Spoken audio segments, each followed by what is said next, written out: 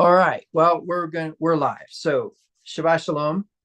Welcome to After's Heart Ministries Midrash Rabbah 2.0. We are specifically today actually going to be addressing the parasha Vayikra. For those of you who don't know what a parasha is, those are sections of the Torah. If you don't know what the Torah is, of course, that is the first 5 books of the Bible and is considered the law.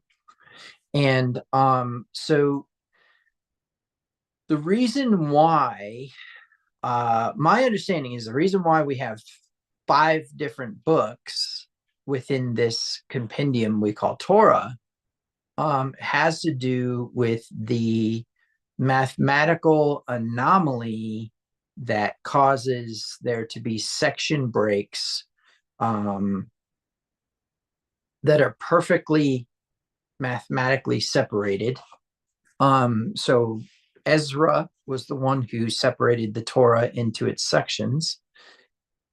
And when we have really large paragraph breaks, we call them the books. And those books are specifically labeled according to usually the first verb or the first noun within the Torah. So the reason why this is so important is because when we are looking at the context of things, we have a tendency to just accept the names of the books: Genesis, Exodus, Leviticus, Numbers, and Deuteronomy.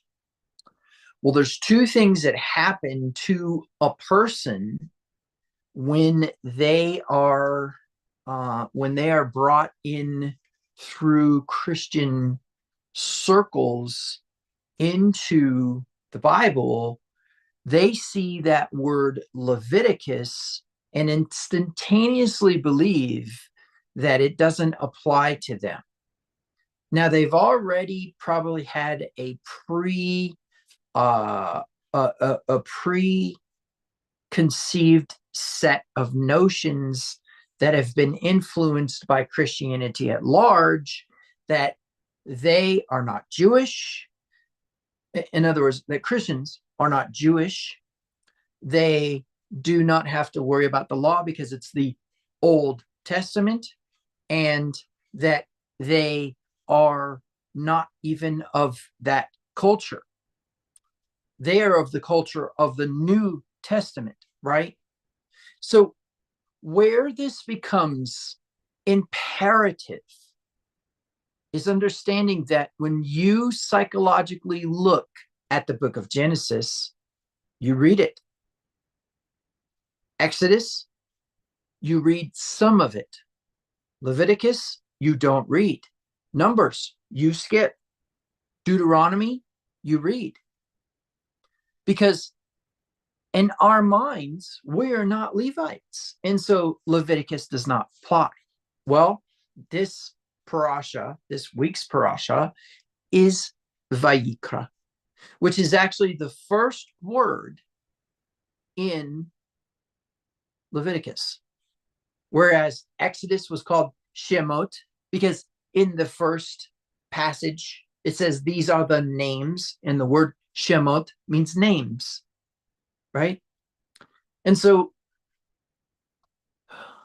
I want to remind you guys of some things, just basically some ground rules, some basic ground rules. And then I want to work through some filters, and then we can actually get into the parasha. Why am I doing this? Well, number one, I believe that with the onslaught of Vayikra, people will start to drift away from the study of Torah and actually drift away from the study of the Old Testament. Now, there's a few reasons why this is important, but one of the reasons is because when you get away from the Exodus narrative, which of course, really, I mean, when you're reading the Exodus narrative, you have to be cautious because, truth be told, is around chapter 28, we start to get into construction of the tabernacle, and you lose sight of the narrative. You lose sight of the story. But Leviticus just begins with sacrifices, which don't apply to us, right? And not only that, but Leviticus has rules about the priests. Interestingly enough, it is probably one of the most important books. We have a person mentioned something in the chat, said, if Christians don't read Leviticus because they are not Levites, then why do they read Corinthians or Romans? Oh, that's a good question. I like that question. Deborah Lynn posted that question in Slack, or I mean in Zoom. Yeah, I mean that is true. There is definitely a bias that needs to be addressed here. But okay, let's back it up a little bit. Okay, so let's start at the beginning. There are times when I help people who have not yet really achieved a mastery of English, who want jobs in English speaking environments. I help them actually learn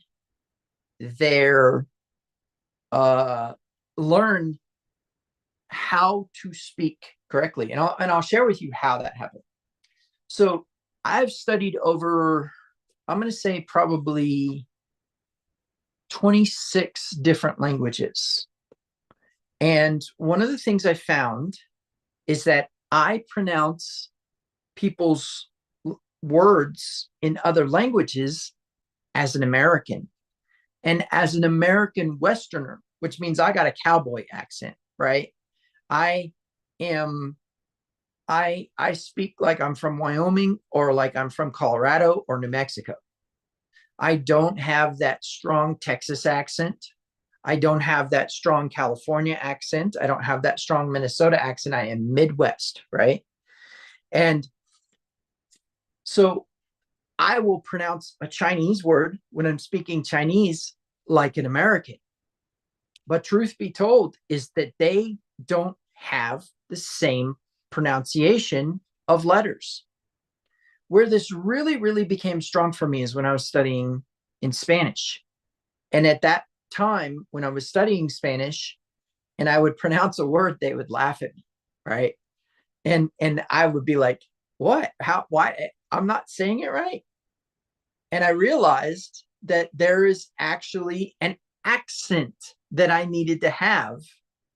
And this is going to sound kind of funny, but let me tell you, when it really, really tightened up and people who spoke Spanish really acknowledged my ability to speak Spanish, this is going to crack you up.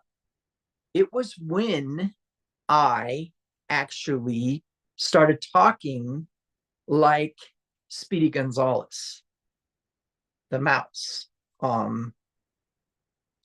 And it's interesting because whether it was Slowpoke Rodriguez or it was Speedy Gonzalez, I actually was able to impersonate them long before I actually spoke Spanish as a kid. And so what I realized is that I actually needed the narrative of that cartoon to become the foundation by which I pronounced Spanish words. And what that taught me, so as I do ESL, right, English as a second language, as I do that and I work with people, and I encounter this a lot, where people are discouraged about their pronunciation of English. I've encountered it with Russians, especially there was a tax uh, class that I took. I was gonna go work for Liberty Tax, and so I had to take a tax prep class. And in that tax prep class, there was this Russian woman who was discouraged because she didn't feel she could be a good tax agent because she didn't speak good English. She had a command of vocabulary and grammar, but not pronunciation. So over time, I realized your alphabet is not my alphabet. That's number one thing that I teach in ESL. Your alphabet is not my alphabet. Do not try to pronounce my alphabet the way you pronounce your alphabet, right? That's number one. Number two is we need to identify with the cultural element of nuance. And the biggest thing that I learned about this is the proper pronunciation can actually create a better communication. Let me give you an example. There is a Hebrew word that means twisted or bound together, okay? And it's the idea of twisting reed or fibers together and then braiding them together so that they become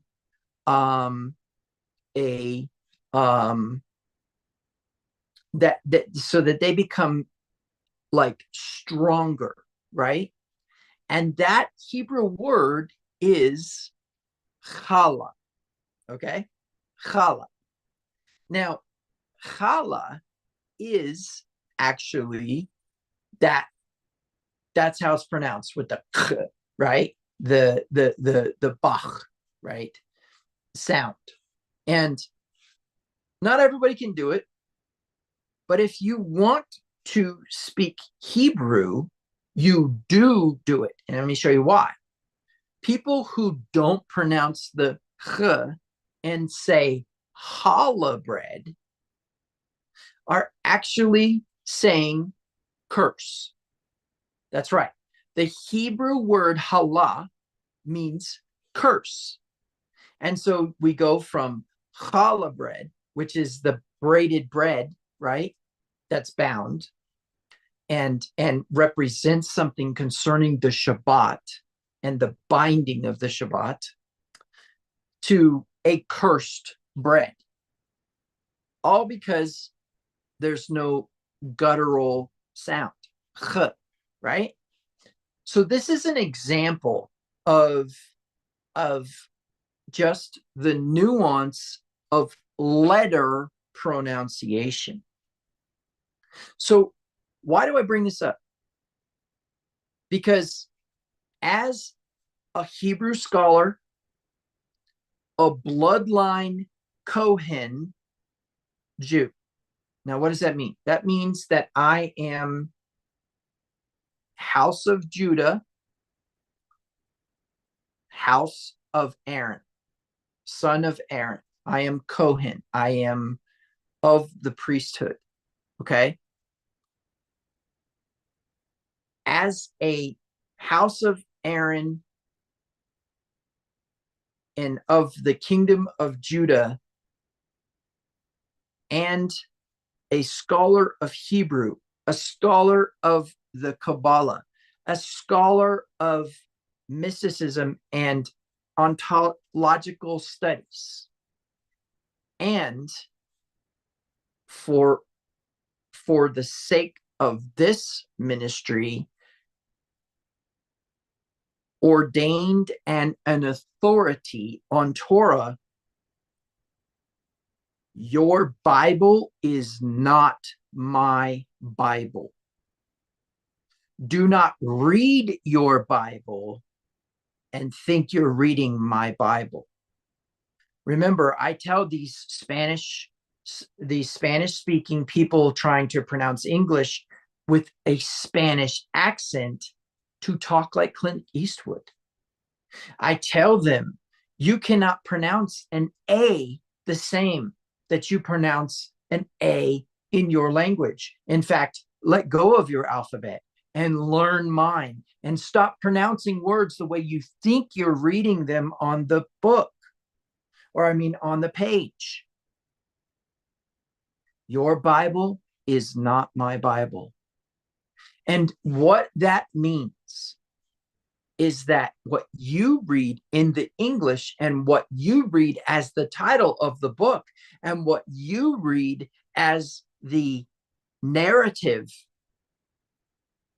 it's not the same. And I'm going to tell you why. Number one, you need to understand idiomatic differentiation. Okay. So why am I bringing all this up today? Because we're starting a new book and we're moving from narrative into data. And it is very important as we move from narrative into data that you respect the data for two things. Number one, what you see in the English Bible in Leviticus is not what it says in the Hebrew. And furthermore, the entire narrative behind Christianity, that the law was done away with and that Leviticus does not apply to you, unless, of course, it's conveniently politically correct for you, then basically what we're working with here is a context that you cannot actually read Leviticus with English eyes. There is a built-in culture in Leviticus that you cannot touch upon unless you are a Hebrew. And there is a built-in mystery behind Leviticus. Let me illustrate for you. There is actually an equidistant lettering system within Torah. In fact, as a scientist, as a skeptic, and as someone who really, really needs empirical data, I can tell you one of the most convincing things that helps my brain when my faith seems to lack its substance are the equidistant lettering studies. But in short, Torah contains a secret set of equidistant lettering cryptic messages. And it simply goes like this. It says, Torah facing forwards, reading from right to left, right? And then Torah facing forwards, reading from right to left. And Exodus as well, equidistantly letters coming up as the same word over and over again. Torah, Torah, right? And then on the other side, in Deuteronomy and Numbers, that same equidistant lettering system reverses. And so instead of it saying Torah, it reads backwards. So it actually reads Torah from left to right. But what does Leviticus do? Leviticus actually doesn't read Torah. It doesn't have the equidistant lettering mathematical anomaly of Torah, Torah, Torah, Torah. It has, and I'm not talking about the movie, and I'm not talking about the Japanese invasion. I am talking about God's teaching and instruction. And what is Leviticus? Yod, He, Vav, He. As if to say, this is the single most spiritual book that you could touch and still live. That's right. That book that you skip, that book that is somehow, some way slipping through the cracks of your life happens to be, unless, of course, you have a problem with somebody's lifestyle and then you like to quote it. But that book, the one that contains your definition of food, according to your God, your definition of clean activities and unclean activities, your definition of what is holy and what is common, your definition of the feast days that don't contain Christmas and Easter, your definition of what is not acceptable in terms of how to offer something to God, and your definition of what is inappropriate enough to cause exile is skipped, is done away with. In fact, I will propose that everything that a Christian does not want to do concerning the Torah is in Leviticus. And I will propose that the man whom they used to create the doctrines that now contradict the very instruction and teaching that God gave to his people, Paul, that man they used to create doctrines with, still honored Leviticus, Vayikra, after Yeshua died. So if you're reading through Leviticus and you see an instruction about a sacrifice, know that Paul still did them after the fact. And know that in context of the whole narrative, you're not reading the same Bible as me. And so, and please understand, when I say that, I'm not saying the same Bible as Hugh. I'm saying the same Bible as your Messiah, Yeshua. I'm saying the same Bible as Daniel, the same Bible as Isaiah, the same Bible as Joshua, the same Bible as Moshe. You're not reading the same Bible. Why? Because your alphabet is not my alphabet, and your book is not my book, and your language is not my language. You say, well, you're speaking English right now. Yes, I am. I was born and spoke English as a child, and it was not my second language. And truth be told, is Hebrew is not my second language either. I'm pretty sure Chinese was my second language. No, Spanish was my second language. Then Hebrew, then Chinese. Yeah, my bad. So the point being is that in context, perhaps, maybe, you should do this exercise real quick. I want you to take your notebook that you're taking notes with, or your tablet, and open a drawing app. Okay. And I'm going to do it too. I'm just going to go ahead and do this really quick.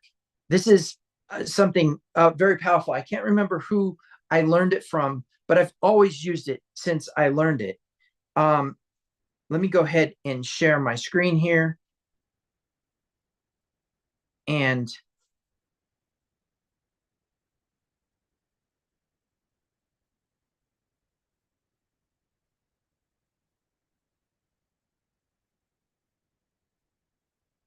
I'm just going to start a new one here. And I'm just going to draw a circle. And then I'm just going to put within it another circle. And I'm just going to say it's probably about like that for now. Okay. So this black circle represents all of the contained knowledge in the entire universe. Okay. And this little blue thing, which I probably won't be able to get much smaller, well, we can zoom in and get it a little bit smaller. There we go. Let's zoom back out. That particular piece is the representation of all of my knowledge. Okay. And so contextually, then, we could agree, at least I can agree, that everything that is known could be something that makes this little bit that I know, if I was to form some sort of opinion about this little teeny tiny bit that I know, my opinion could be wrong. In fact, my perception could be wrong. In fact, my belief could be wrong. Now, why would that be so important? What would be, let me ask you this question. What would be so bad if you were wrong? What would be so devastating to your reality, your world, if you were wrong? I can't tell you how many times on this journey since I departed from mainstream Christianity and began the journey of realizing the narrative that was being pushed was not the narrative that was being communicated in the Bible. How many times I have been wrong because I had a leftover bias from my Christian days. Oh, it gets worse. I had a leftover bias from my skeptical, not really atheist, but agnostic days.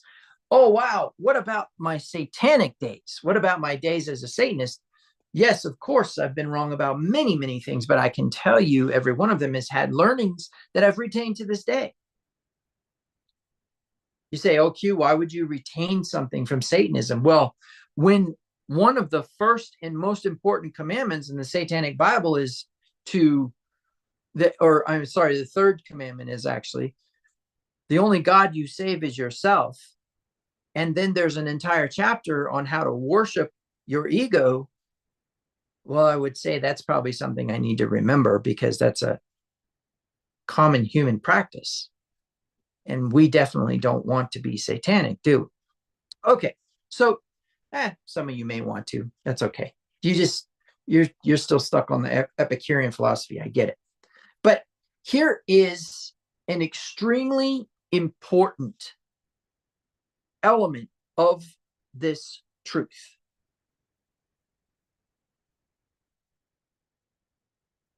You do not have the culture that these people had.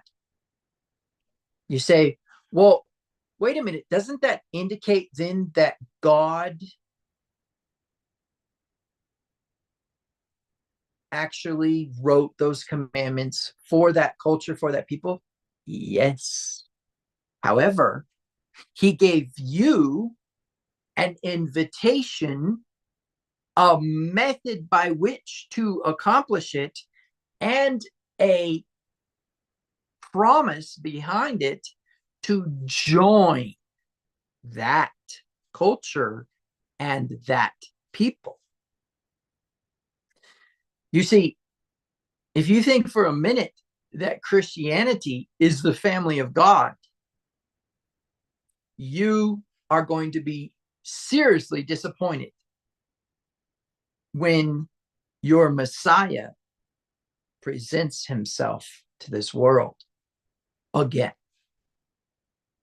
And if you are Jewish and think that you are actually got the market cornered on Torah observance, I will share with you that your leadership at the time of Yeshua and a little bit before rejected the Hebrew culture in favor of modernization. Meaning what? Meaning that even though we may, because here I am, I'm not in an RV and I'm definitely not in a tent. I'm in a structure built in the 1990s. We're nomads. We are nomadic. And we are a Abrahamic people. And Abraham was, according to the Bedouins, the first Bedouin. He was the first dweller of tents in the desert. Well, this brings up some very interesting questions. And that is, if the culture of Judaism is not what I am preaching, and the culture of Christianity is not what I'm preaching, then what am I preaching? I am preaching the culture of God. And here's the part that is difficult for humans to wrap their heads around. If you don't know that culture, you cannot interpret the Bible. And if you think you know that culture by interpreting the Bible, but are not one, you don't and can't. Because I'm going to share something with you privately. The Ruach HaKodesh. Sorry, Ruach HaKadosh. Yeah, Ruach HaKodesh is and will always be the only mechanism of guidance when you are a Hebrew into the proper lifestyle. And that everything else has been your rationale trying to convince you that it's God telling you not to obey the Torah. Sorry, it is not God telling you not to obey his commandments. It is your ego. And it is the ego of many men who preceded you. And very specifically, Jew hating people. In other words, people who do not like Jews and who believe that Jews are Christ killers and who believe that they are what was the word? Odious rabble. Odious rabble. Google that. They are the ones who taught you how to think, how to pray, how to be. Yeah. So I have a little bit of an axe to grind with them. I do. Now, does that mean you're a common rosary praying Catholic who goes to confession, went to Catholic school, and goes to Christmas and Easter services and Mass are the ones I'm harping on? I'm harping on the ones who know that they created a religion to control a people and they omitted all of the power, authority, and the collective consciousness of God from that narrative. Were there good-hearted people in that process? Yes, of course. Come on. Guys, I'm going to share something with you privately. Well, I guess it's not private because I'm on YouTube broadcasting. But I'm going to share something with you that is private, that I keep to myself often. The people who think that there is actually a global cabal trying to control the world and that there is this huge false narrative and these deceptions and this plan and these other things need to remember that the last time that somebody tried to pull that, God gave us over 70 different languages. And now we're in the thousands because nuances of those languages that were originally dialects became new languages. There's over 15 different Slavic languages within the Slavic language. God knows how many versions of English we have. God knows how many versions of French we have, right? We have African French, we have Caribbean French, we have regular French in Europe. Come on. So that is where we really start to get into this context. That A, what you don't know can hurt you. B, that what is hurting you is very possibly the result of a lifestyle choice that's based upon an anti-God instructional process. In other words, we're not going to listen to God's instruction. We're going to come up with our own, and then we're going to follow them and say that we're being righteous towards God, that we are being appropriate towards God.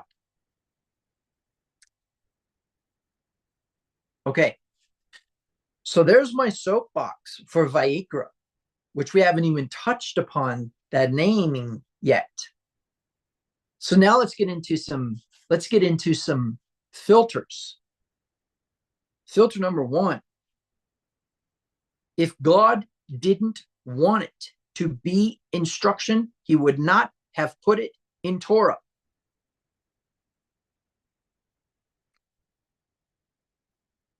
Rabbi Rambam,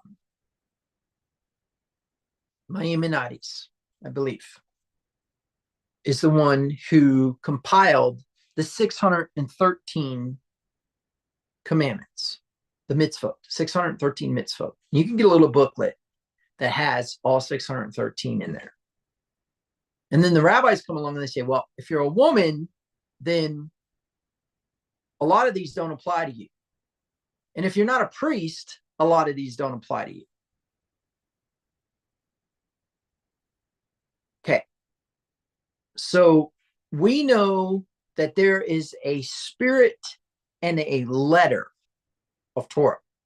In fact, that's the difference between the minhagim, right, and the or the Magid and the Hasidic group, and the minhagim, right, the traditions. Basically, one group says that we need to strictly follow Torah to the letter, and we should not deviate. And then they add, here's the interpretation, right? Here's interpretation, the oral, right? The oral Torah, or the Mishnah, right? And then we have Mishnah Torah, and we have then the Gemara, which becomes the commentary on the Mishnah. Then we have rabbis who come along and they formulate tradition off of the commentary on the oral Torah. So what is the oral Torah? The oral Torah were they were stare decisis. They were case law about Torah determined by rabbis over time. And just like the judicial system today, most of the time, the next rabbi who came along honored that decision of that first rabbi. In context with Exodus chapter 18, where Moses is given permission by God and advised by his father-in-law to delegate. Now, delegation is huge and beautiful and all those things. But taking a case law and then writing commentary on it and formulating instruction off of that commentary, and then taking that commentary and forming commentary off of that commentary, and then taking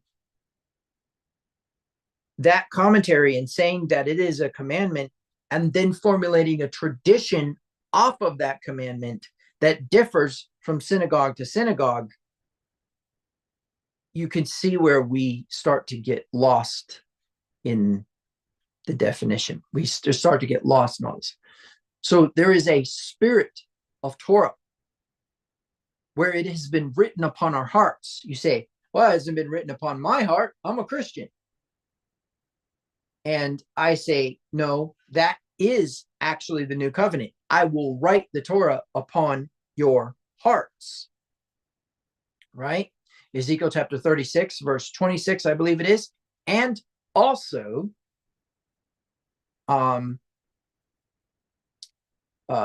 Jeremiah chapter 31 through 34. So I think, in Hebrews 8 through 10, if you really need a New Testament scripture. So I think it's important that we understand that there is a intuition of Torah built into you that's been telling you for years that you need to follow it. But what's interesting is there still was something written down. Now, does the priesthood predate Torah? No, it does not. But a priesthood like it does. And that's the Melchizedekan priesthood. Now, what you need to know is the entire universe was created by Torah. So Torah precedes anything created, and therefore, even the order of Melchizedek is actually under the hierarchy of Torah. Meaning what? Meaning that Leviticus is actually a letter version of the spirit of the Melchizedekan priesthood order, tenets, and instructions. So your filter needs to be that if it was not intended to be instruction, it would not be in the Torah. And furthermore, it does not only apply to priests. It does not only apply to Levites. It does not only apply to Israelites. It does not only apply to Jews, and it definitely does not only apply to Orthodox Jews. Leviticus, Vayikra, is one of the most powerful books that you will ever study. One of the most esoterical books. Let me tell you the equivalent of Leviticus in the New Testament. Might shock you, but it's the book of John. The book of John is one of the most esoteric books you will ever read in your entire existence. It's the gospel according to Kabbalah, literally. And you need to know that that may not be the best way to define it. Maybe I should say it's the gospel according to mysticism. In other words, it is one of the most mystical books. When we talk about mysticism, what are we saying? Mysticism at large is the exploration, application, and intention of being divine. That's it. You say, "Oh, Rabbi Q, we're not divine." There are videos you could go watch on that. My Elohim series would be one of them. I think that's within the cycle series. But I'm just going to make just this really quick, simple argument. In 2 Peter chapter 1, verse 3, it says that we have been given everything that pertains to life and godliness. That is the Staples easy button. That is that easy button. That is your easy button. You've already been given everything that pertains to life and godliness. You pray for patience. Oh, Lord, I'm such an impatient person. I need patience. No, you already have it. Your impatience is actually an avoidance of that power that you already have. You just don't want to do it because somewhere in there you got injured or something else in such a way that you don't like patience, right? Oh, Lord, I have a bad temper. I need more temperance. I already have it. Oh, Lord, I need more finances for this. I already have it. You've been given everything that pertains to life and godliness. Now, here's the kick. Godliness is not piety, is not Christian definition of righteousness. It is not right living. Godliness is not cursing, damn it. But what it is it is actually divinity. The Greek word theotis. And if you need reference, theos is the word whenever you see the word God in the New Testament. So theotis, or godliness, is divinity, your divineness. Okay, enough said on that. Don't want to deviate. So our first very important filter is Vayikra belongs. Now, in this day, in this time, as a principle of design for you at this moment. People take the Bible and say, basic instructions before leaving Earth. Okay, so really, then guess what? Leviticus is your basic instructions before leaving Earth. So that's filter number one. It belongs there, and it is for you, and it is part of everything that pertains to life and godliness that you have been given according to our blessed brother and friend, St. Peter, Cephas, right? Simon, son of Jonah. Okay. Filter number two. If you think it applies to a priest, it applies to you. And if you think that it is important because of that time period, it applies now. So this filter is simply if you think that it doesn't apply to you, it does. Now, of course, we're building off of the first filter, which says it belongs and that it is something that it was given to you for life and godliness.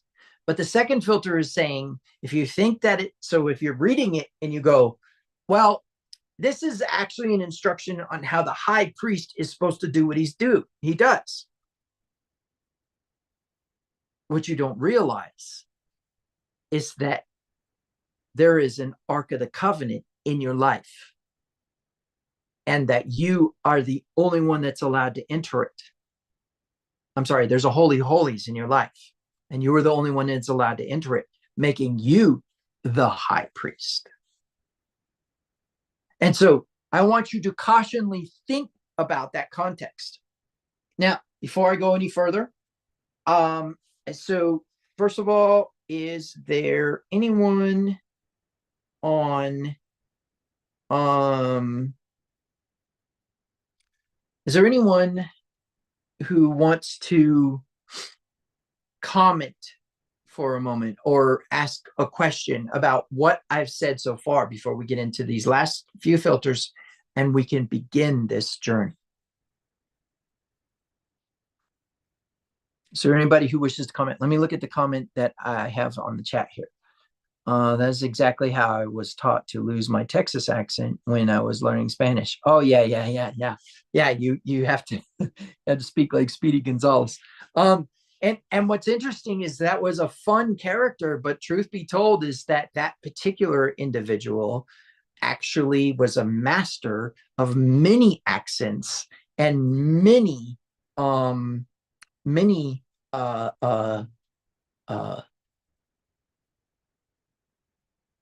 nuances of speech. Like he could inflect his voice in ways he could sound like an Irishman, or he could sound like Speedy Gonzalez, or he could sound like the next guy, you know. So yeah, it's good stuff. So does anybody else want to comment or make a statement about what I'm talking about? Check here on YouTube real quick.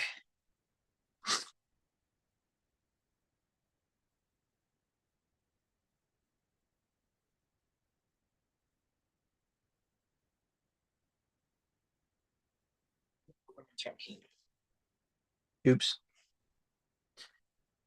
Took a screenshot of it. Okay. Okay. I don't see any comments. So filter number 3. Before you think that the words you're reading in the English indicate that you are somehow going to absolve yourself of a dereliction of duty to Torah by bloodletting, by losing something of value, by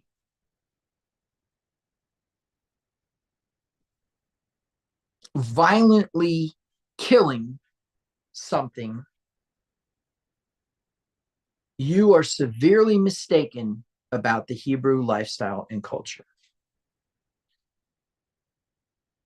So filter number 3 is, if you think that sacrifice or substitutionary sacrifice plays a role within the context of your sin, your dereliction of Torah, you are mistaken.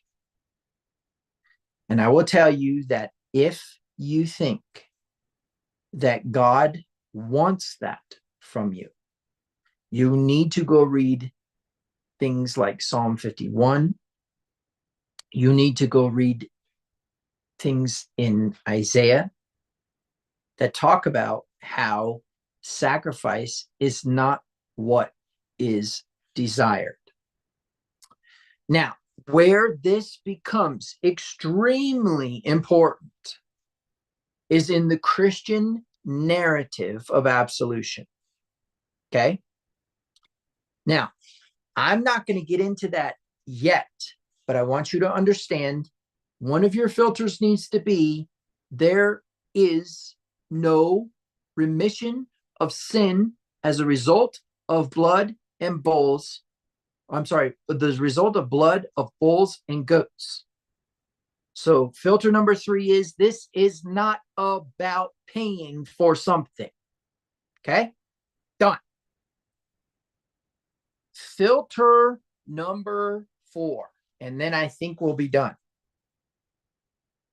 So what was filter number 1? Filter number 1 is that Vayikra belongs in your life. Vayikra is there in the Torah for everyone. Rabbi Maimonides compiled the 613 commandments, and rabbis will say, you don't need to keep all 613 because some of them apply to women, some of them apply to this, some apply to that. But somewhere along the lines, you're going to have to accept that there's a spirit of Torah. And if there's a spirit of Torah, then it does apply, just not in the way that you would think. For example, commandments concerning women are actually commandments concerning the feminine principle of God, or the left-hand side of God. The left-hand side of the intensification of all power in the universe is and will always be feminine, will be female. Now, it is important then for you to understand that Leviticus belongs in your life. What's the second one? That if you think it doesn't apply to you because it says it's something about being the high priest or etc., you're wrong. It does. Because in the spirit of Torah, there is a holy of holies in your life, and you are the high priest of it. Then the third one is if you are reading Leviticus thinking that there is a remission of sins being given as instruction here in Torah, you are severely mistaken. There is no blood requirement of God. Done. Now, filter number 4, and this is the last one. If you think that there is a loophole because of how you are reading Leviticus, which is going to be with a New Testament or a Jewish filter, you need to understand this is not Jewish culture. This is not Christian culture. This is not American culture. And of course, this filter is actually from my original argument, which was your Bible is not my Bible. Your language is not my language. Your alphabet is not my alphabet. And until you stop thinking that way, you can't read Leviticus. You can't. Okay? So that last one is simple. You cannot read Leviticus thinking that it somehow is outside of your scope. Okay? In fact, all these filters kind of say the same thing, but they say it in a different way. So the theme that I want you to take forward into Vayikra is, this is my book. This is my instruction. I am this people. I am a priest. I am a high priest. That's what I want you to do. I want you to take that into the reading of these Torah portions in Vayikra. Everything that pertains to life and godliness is in this book. It is the only book that contains the equidistant lettering of the name of God, Yahweh, Yod-Heh-Vav-Heh.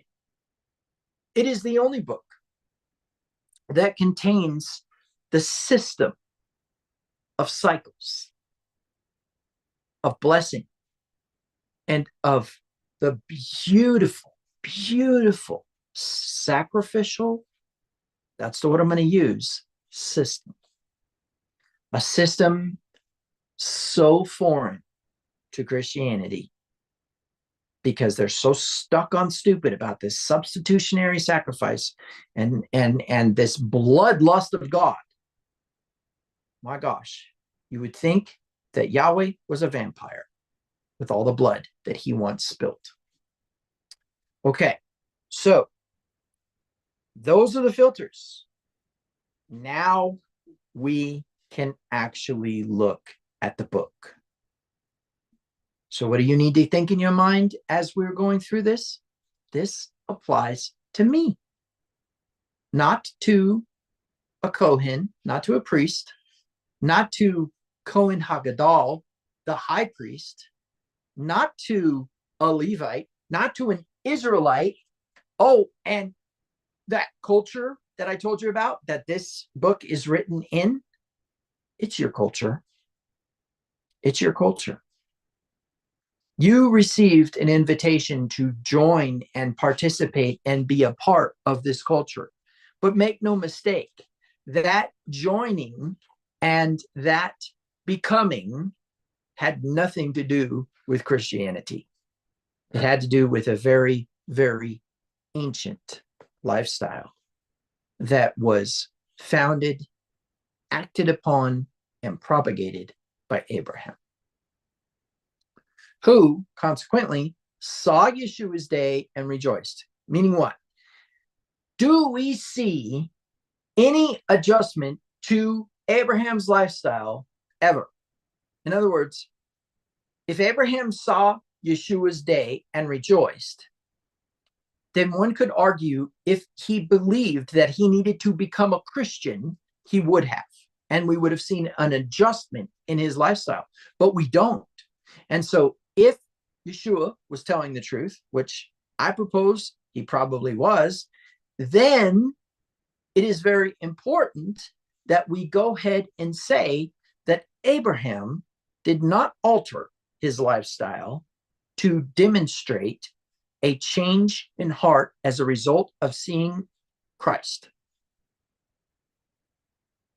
Sucks, doesn't it? It really does. It actually just flies in the face of everything that you have ever believed about what you think you understand about God, the Bible, and everything else.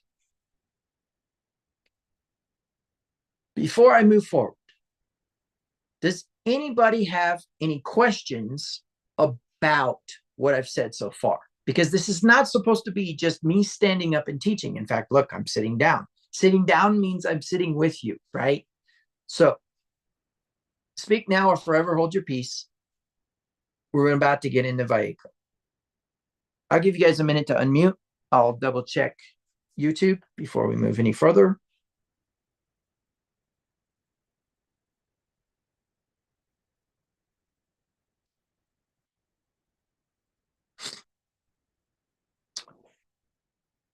All right. So let's start. Chapter 1, verse 1, word 1.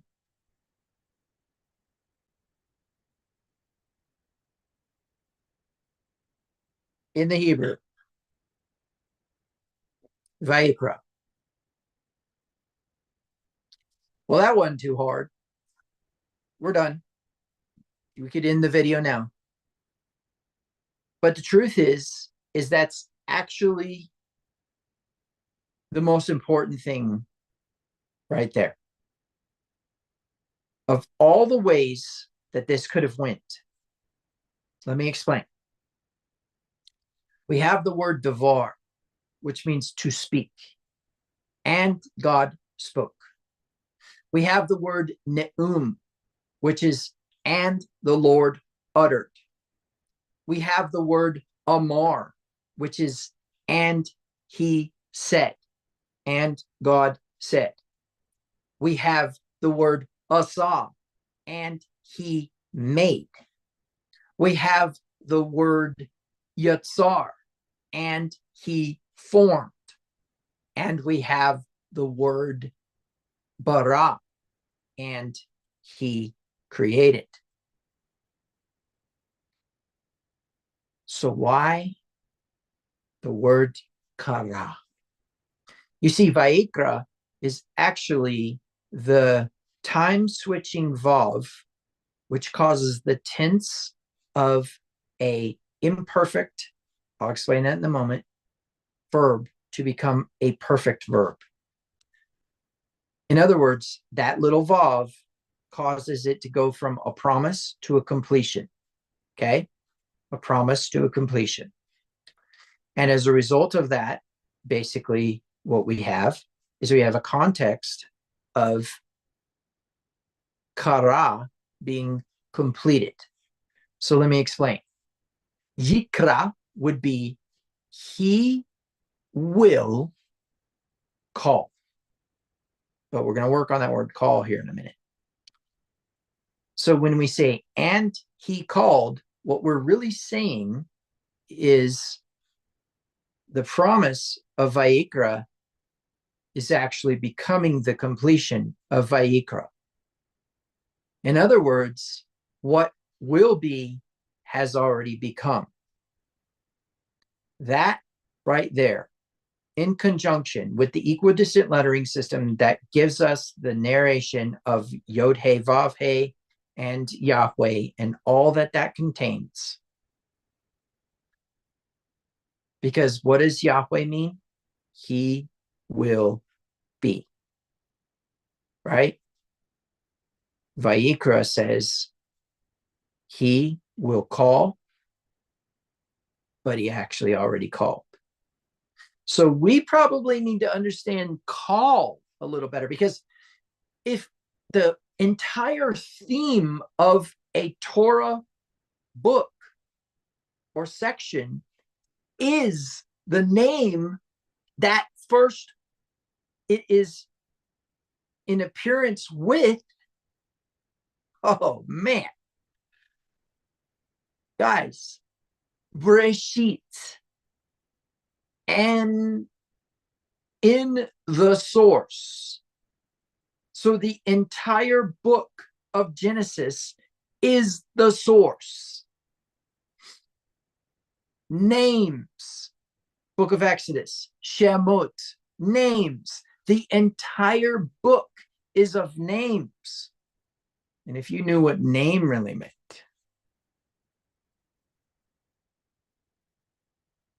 Bamidar, in the wilderness, Numbers is literally going to be about being in the wilderness. It's a manual for the wilderness season.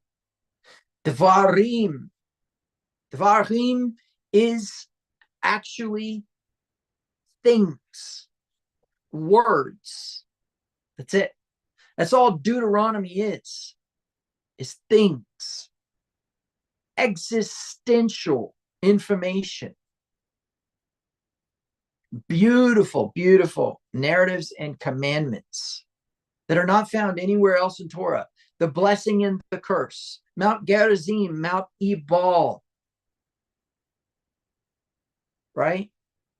Deuteronomy 28. Being the head and not the tail, or being the tail and not the head, based upon your obedience to Torah. The final words of Moshe, the Song of Moses. These are the themes or columns or pillars of Torah. And Vayikra, I'm sure, unless you live under a rock or in a concrete box, that you have, within the past 12 months, been near a campfire. And I want to talk really quick for just a minute about a campfire. I want you to think about the crackle, the pops, the sparks flying out, the embers flying up, the smoke. I want you to think about the ring itself, whatever that may be, even if it's just some stones, or perhaps maybe it's just you keeping an eye on it, but something is keeping that fire from going any further. I want you to think about all the different nuances of color and sound and smell that come out of a campfire. I want you to think about how a person would feel if they were lost in the forest and they were wet and cold and hungry and tired and thirsty, and they see a campfire in the distance. I want you to think about how the campfire itself represents connection. Connection to a power that we actually are, but connection also to every other thing around you, and connection to others. I want you to think about how a campfire is warm, how a campfire is inviting, how a campfire is calming. And I want you to consider that psychologically and also emotionally, a campfire is very similar to the womb, or to the feeding of a baby from the breast. I want you to think about how a campfire may be nice in the day, but is amazing at night. And there may be those of you who are like, yeah, I don't really have time for a fire. I don't really think about fire. I'm busy. I fly from here to there, or perhaps maybe I just can't afford it, or whatever the reasons why. You still have sometime in your life encountered fire, even if it's on your stove. And I want you to think about what would happen if your stove would not light, and how much you take for granted that you can just walk up, turn the knob, and it kicks on. Perhaps maybe you have an electric stove, still fire, still heat. But I want you to think about that context, that it is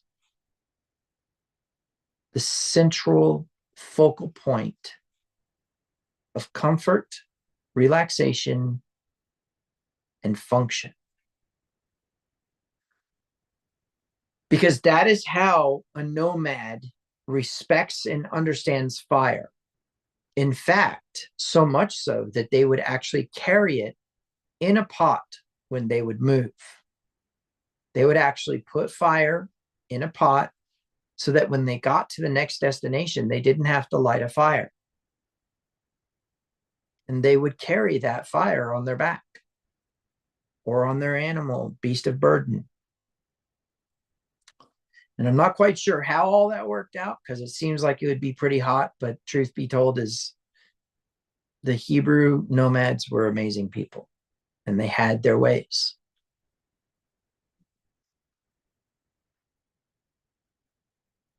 Y'all don't know this, but kara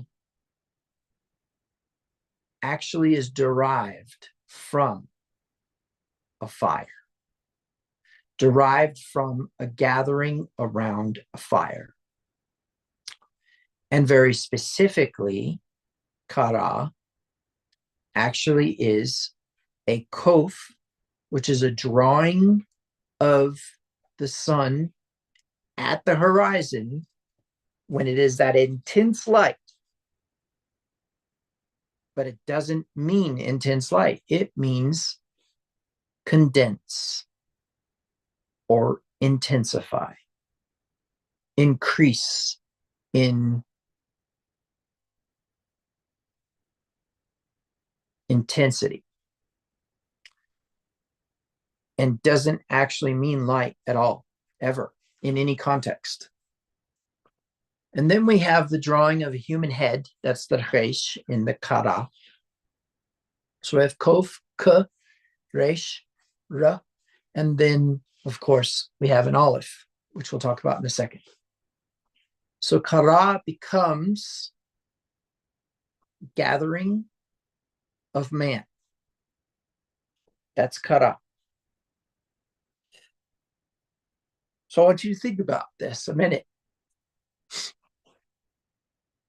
In Torah Hebrew, in other words, in Hebrew that's in Torah, kara means to read out loud, cry out loud, speak out loud. And the context was the gathering of heads, was the elders of the tribes would gather at the campfire of the clan, where the tents surrounded a courtyard. That courtyard had in it a place for a bonfire. And that bonfire had some very interesting elements to it. Number one is it was where the elders would gather. It was where the men of the camp would gather and discuss the conditions of the camp.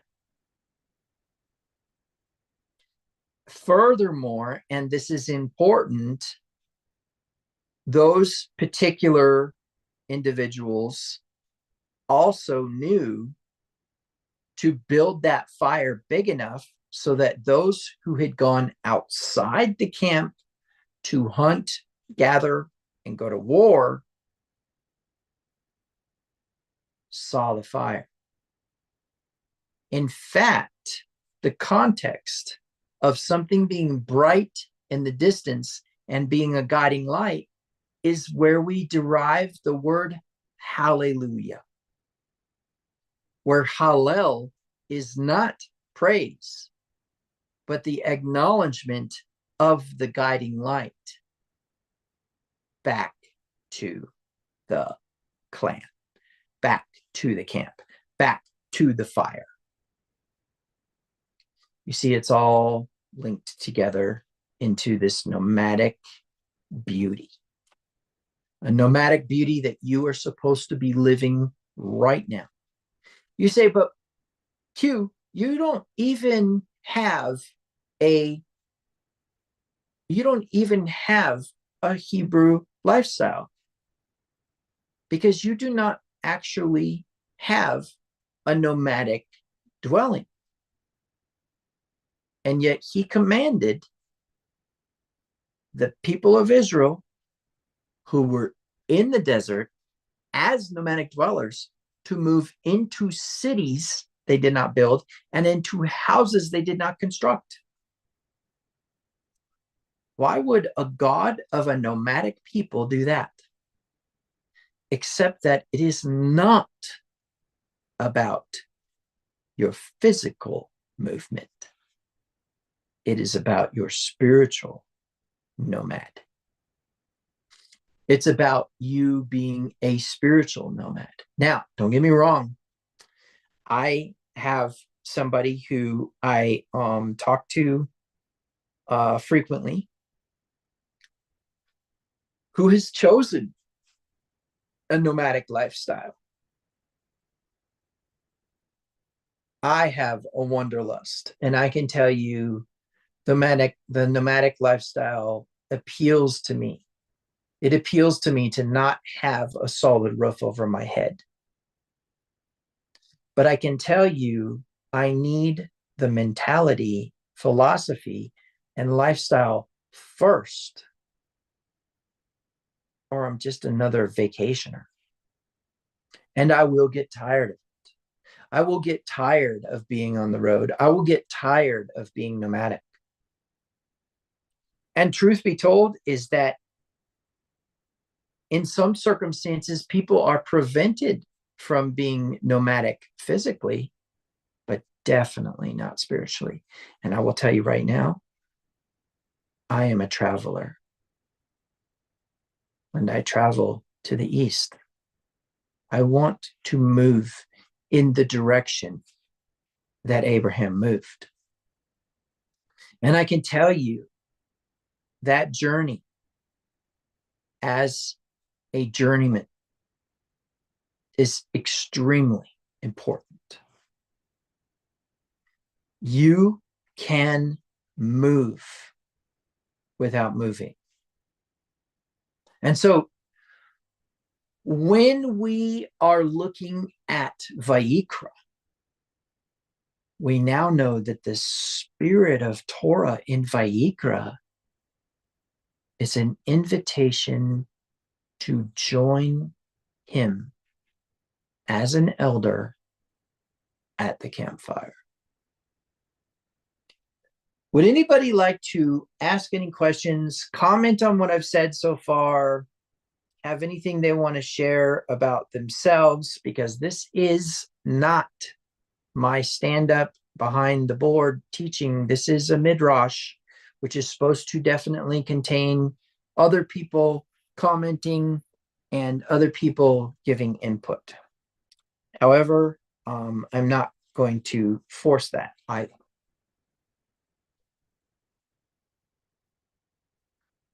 We'll wait just a brief minute for YouTube to catch up.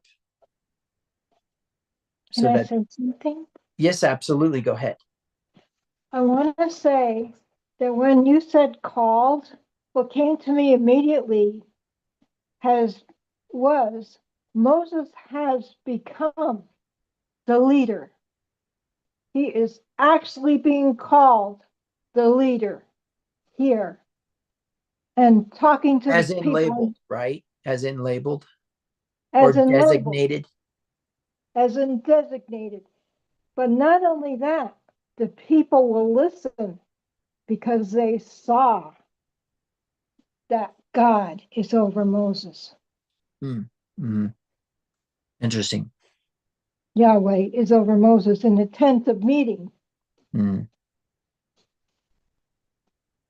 Yeah. This is deep. Yeah. And this is just the beginning. Yeah. Thank you. Welcome. Anyone else wish to comment, ask questions about what I've said so far?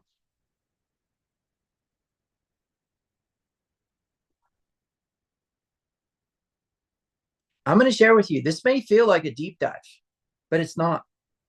This is actually how you are supposed to think when you're reading Torah. You are supposed to ask the question, why is it labeled that? You're supposed to ask the question, what is the story behind the story?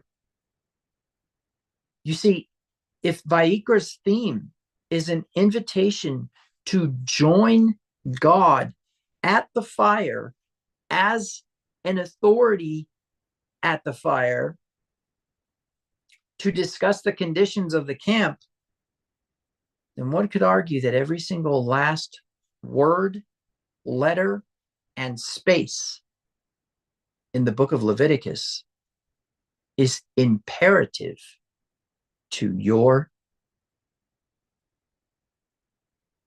existence. And I propose to you that one of the reasons why the name Yahweh is the equidistant lettering system within Leviticus is because this is actually about your connection to your divinity.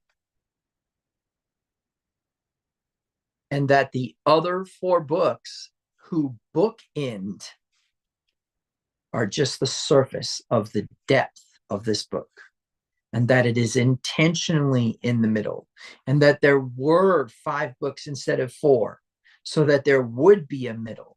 And the exact center of Torah is actually in Leviticus. And the exact center of Torah actually has a beautiful narrative behind it. A beautiful narrative. In fact, the exact center word of Torah is, and he shall shave himself. Someday I will share that with you. But for now, and by the way, that's in Leviticus chapter 13, is the exact center of Torah. So, any other questions, comments, or things that you would like to share either in the chats or in the if you're in the Slack call that you want to unmute and speak of? I'm sorry, the Zoom call that you want to speak of. Otherwise, we are going to take a break, I think. I don't know. Let's see.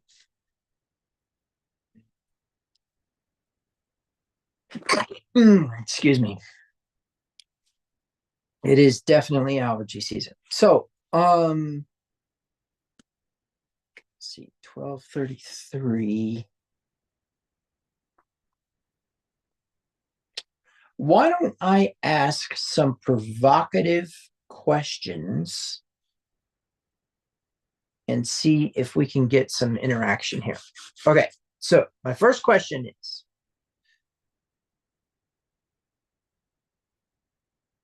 please unmute and share or put in the either the Zoom chat or in YouTube. How have you neglected Leviticus because of a lack of understanding of its importance? And if you want, I will go first, but we'll see. We'll let people unmute here and speak.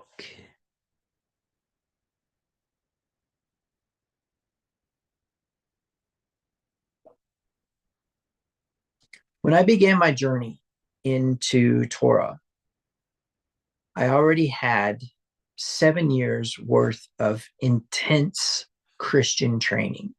And when I say intense, I was in a Bible discipleship, and I was in a school of divinity that basically really called authentic faith to the limelight.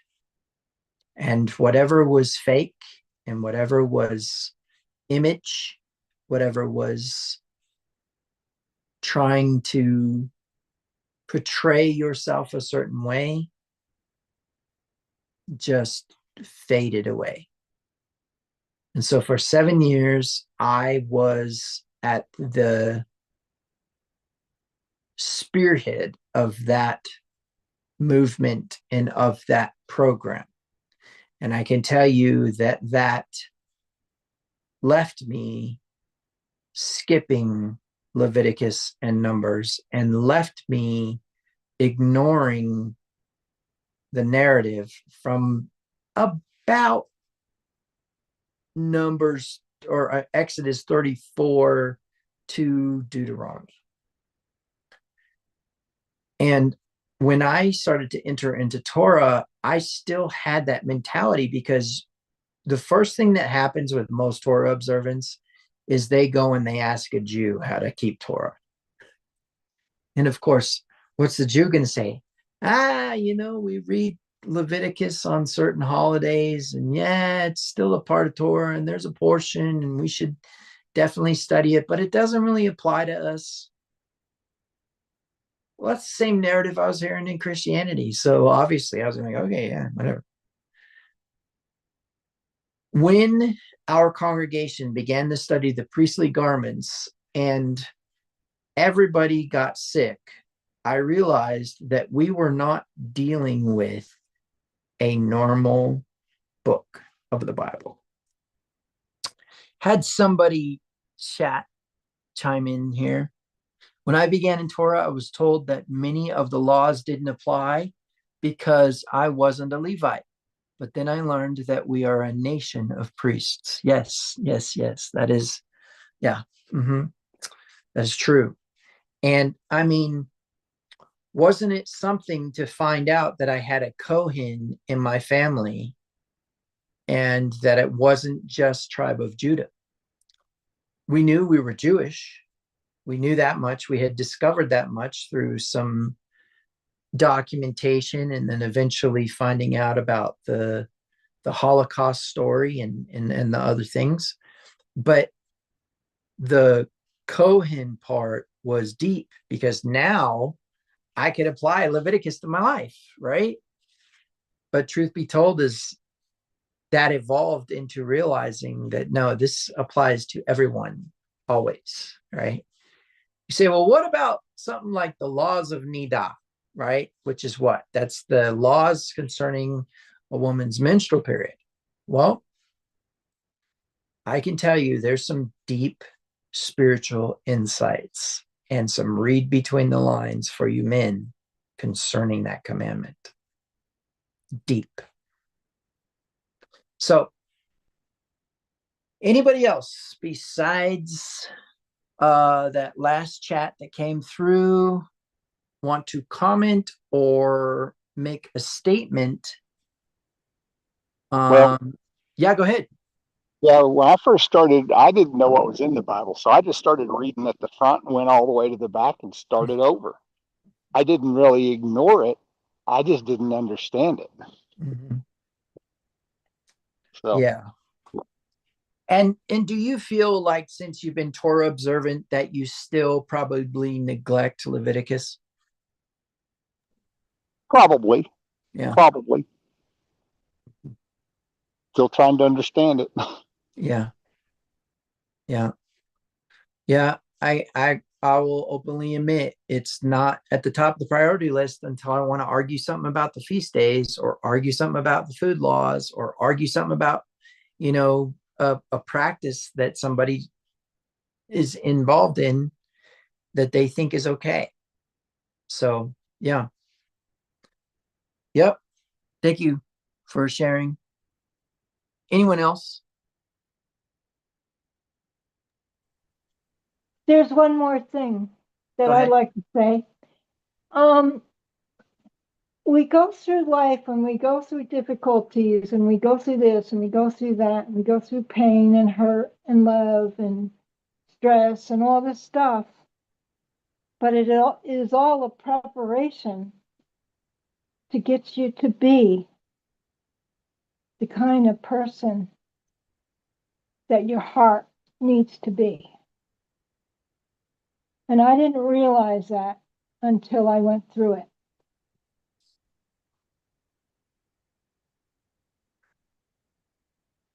Deep. Well spoken, Ma. Well spoken. Yeah. The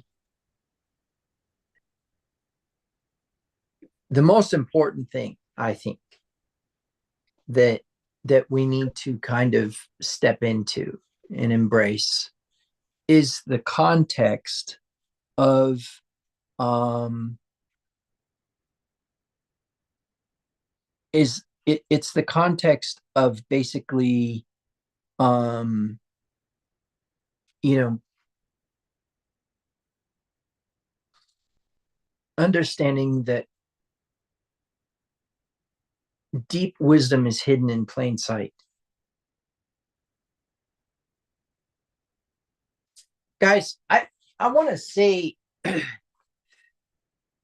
when I first started studying systematic theology, one of the first subjects is the immutability of the Bible.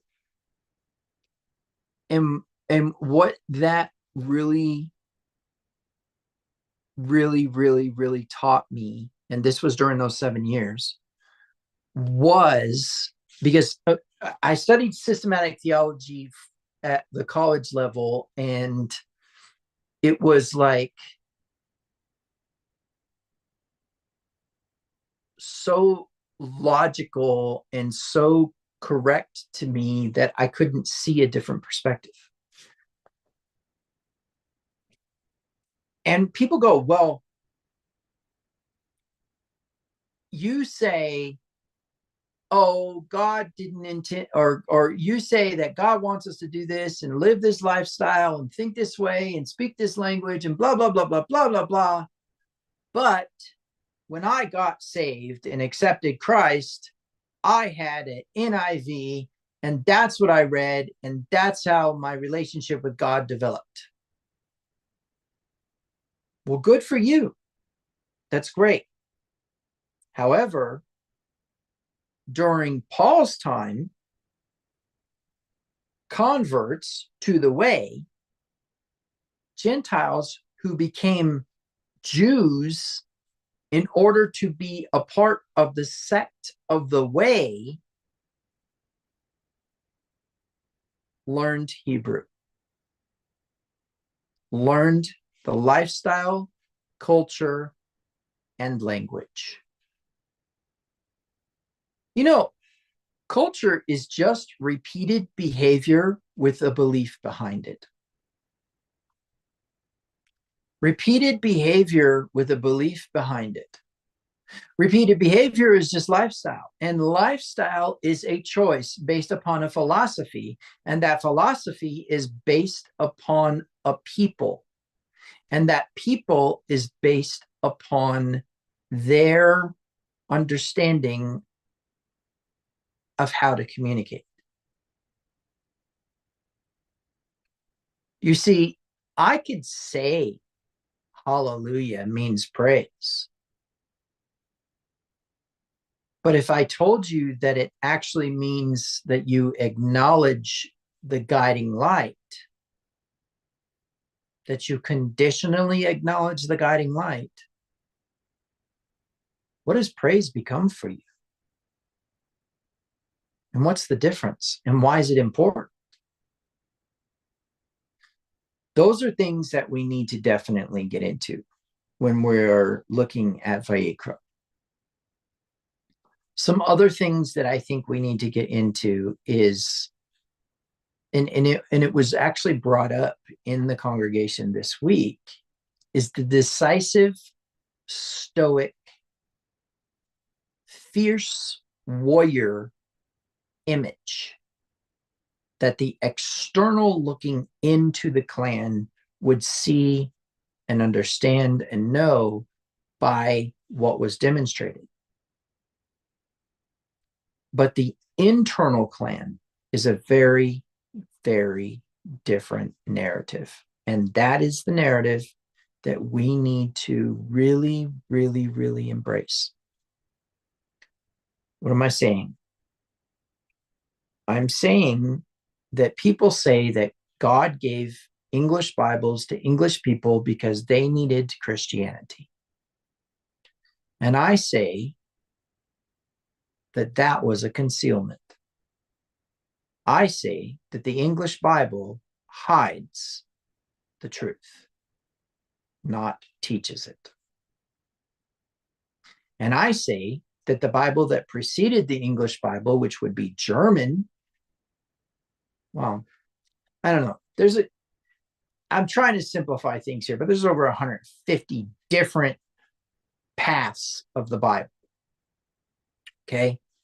But I'm just kind of tracing it back to, let's go back from King James, which is an Anglican faith-based system, to the Catholic faith-based system. Let's go back to German. Let's go back to the Vulgate. Let's go back to Latin. Let's go back to Greek. Let's go back to Aramaic, and finally to Hebrew.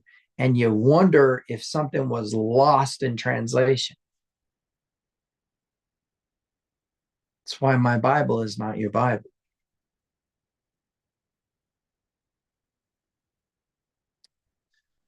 So we will move forward into this, but that's some of the things I wanted to share, wanted to really touch upon.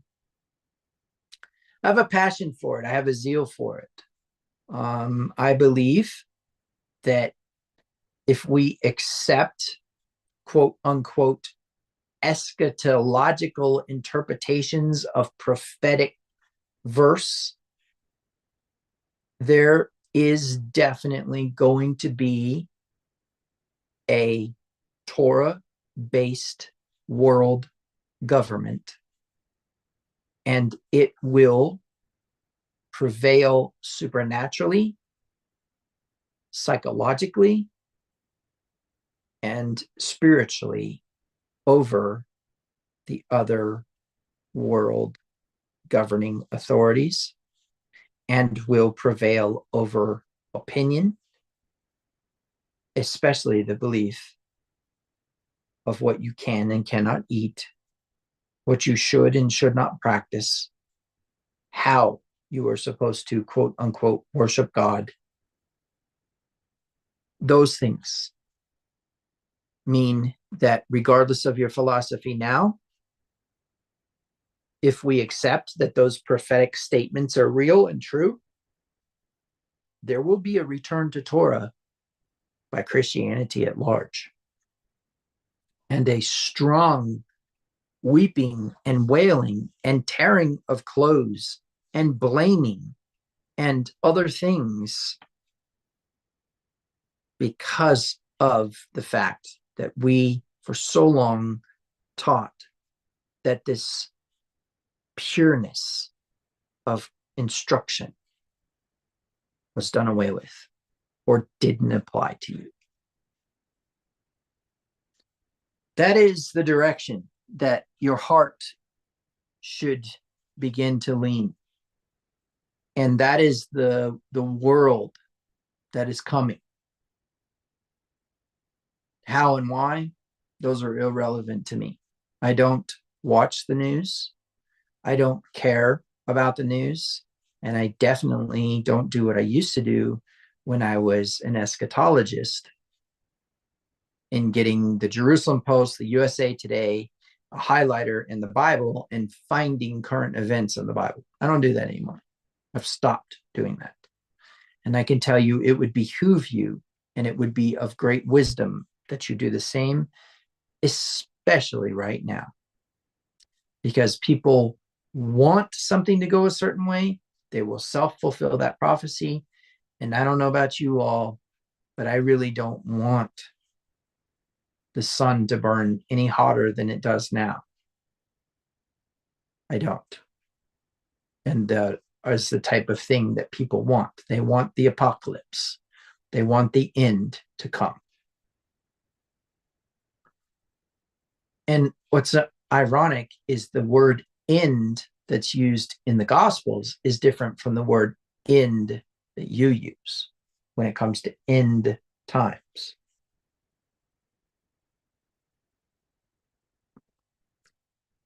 So, any other comments before we take our break? Any other thoughts that you would like to share? Put them in the chat. Go ahead. Yeah. So in this chapter, of course, in my copious amount of Christianity throughout my life, used to always be boring to me. And and my not understanding all the details.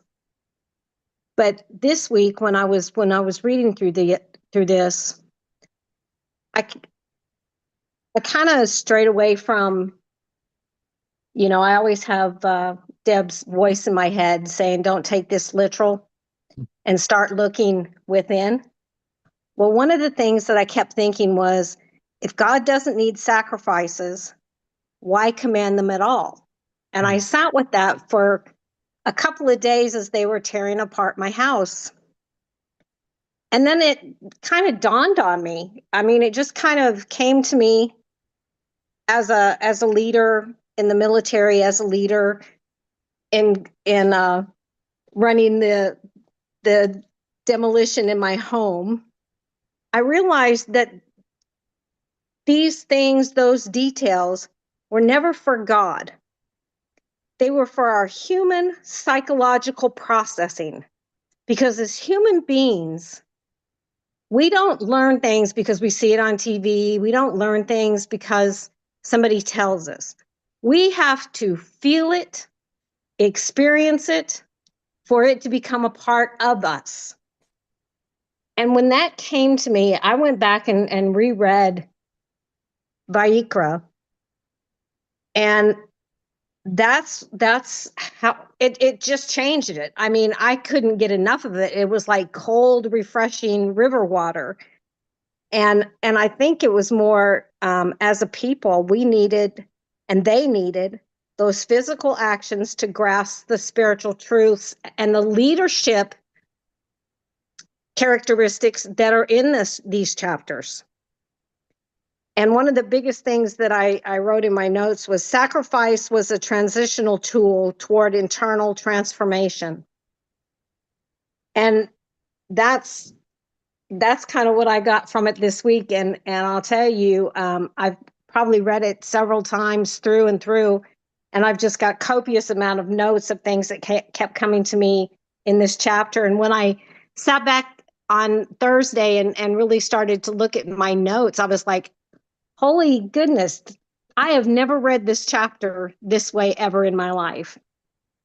And it totally meant something totally different to me this week. And I think that's the way our walk is supposed to be. It's supposed to be ever changing, ever growing. And we're not supposed to be stuck in something somebody tells us, 2,000 years ago. We're supposed to evolve. We're supposed to grow and manifest throughout these words.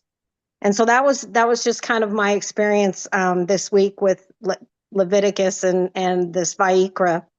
I thought it was kind of amazing. But me not understanding in the past, it was boring to me. Now me having a better understanding, it's exciting. And that just kind of threw me for a loop. Nice. Thank you for sharing. Well, I think we're going to go ahead and take a break, and we will come back after the break and we'll start to jump into some of the parasha. There's a lot in there, but we'll just see how it goes. Okay. So for those of you who are not going to make it to part 2, or you are, watching this later on, I will say Shabbat Shalom. And I'll see the rest of you in a little while.